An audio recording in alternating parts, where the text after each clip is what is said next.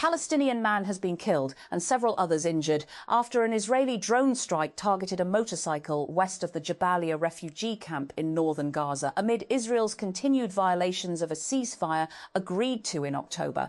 A medical source confirmed the death on Saturday of Ayad al-Motawak to the Anadolu news agency, as well as the injuries of an unspecified number of people.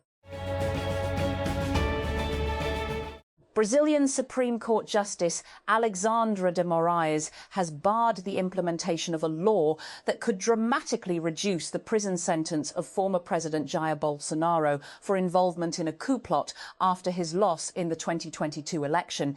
De Moraes ordered the law's suspension on Saturday until the Supreme Court can convene a full hearing to consider appeals challenging its constitutionality.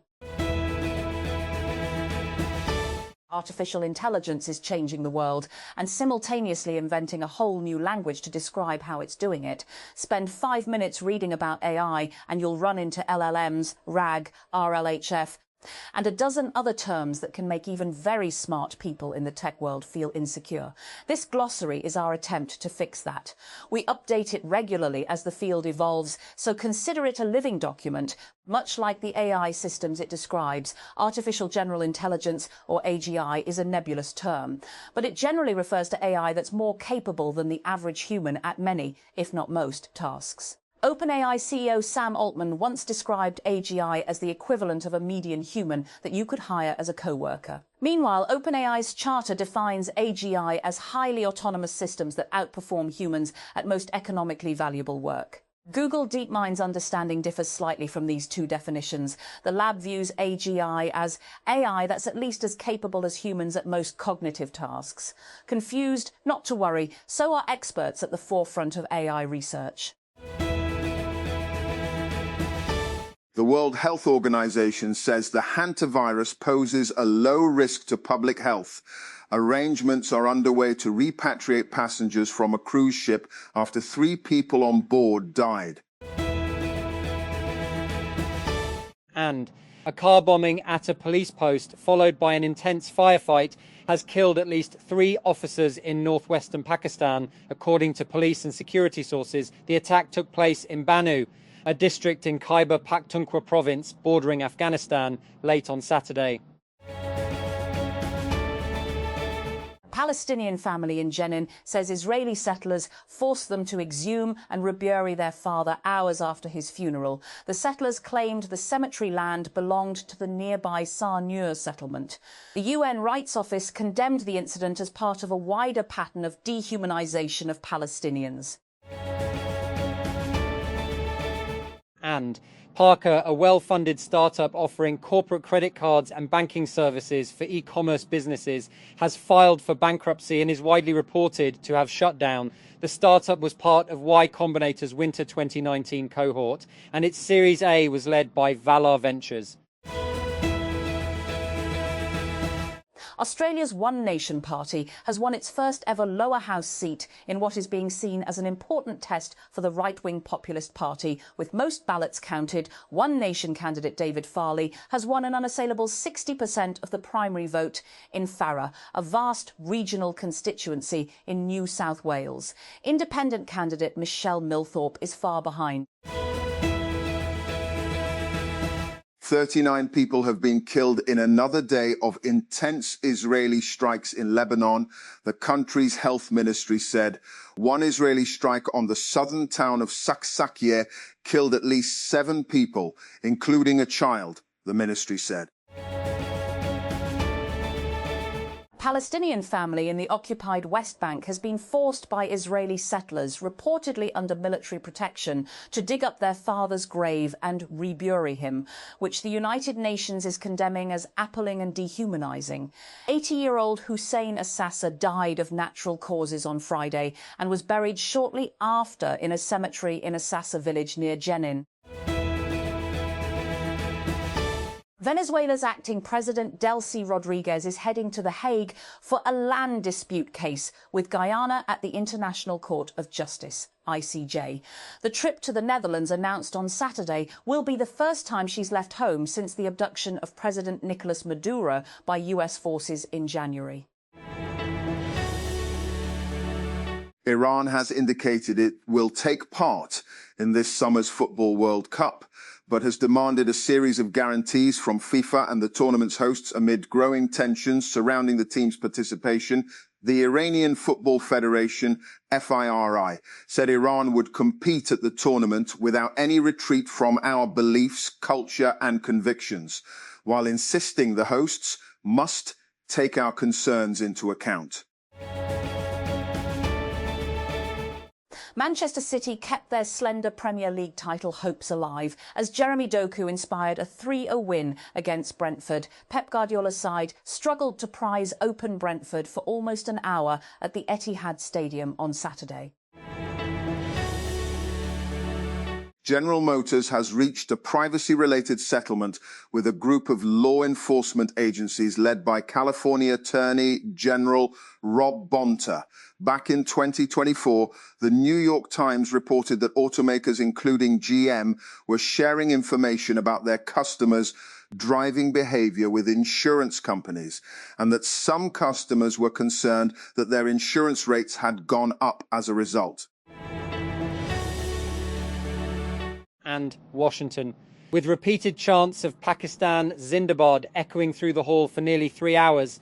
The Pakistani embassy here on Friday evening turned into a charged expression of national solidarity and, as members of the diaspora pledged unity, resilience and renewed commitment to the homeland in the aftermath of last year's India-Pakistan military confrontation. The gathering marked the first anniversary of Mark-i-Haq and, described by the embassy as a testament of historical significance to Pakistan's unity, resilience and unwavering national resolve, and unfolded in an atmosphere that blended formal diplomacy with sustained emotional intensity.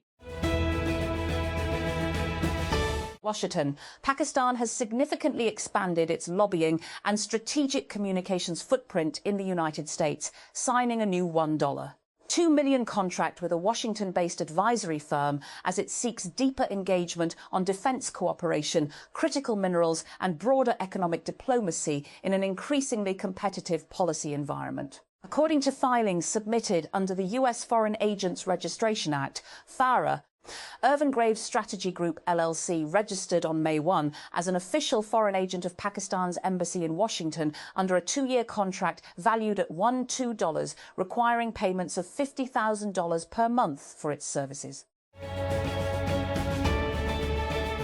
Minister for Finance and Revenue Senator Muhammad Aurangzeb on Saturday said Pakistan's economy continued to show signs of recovery despite ongoing regional tensions, citing strong growth in large-scale manufacturing, exports, remittances and foreign investment inflows. Airing a news conference alongside Minister for Petroleum Ali Pervez Malik, the finance minister said the country's large-scale manufacturing LSM sector recorded 11% year-on-year growth in April, while cumulative growth during the first 9 months of the current fiscal year stood at 6.5 PC.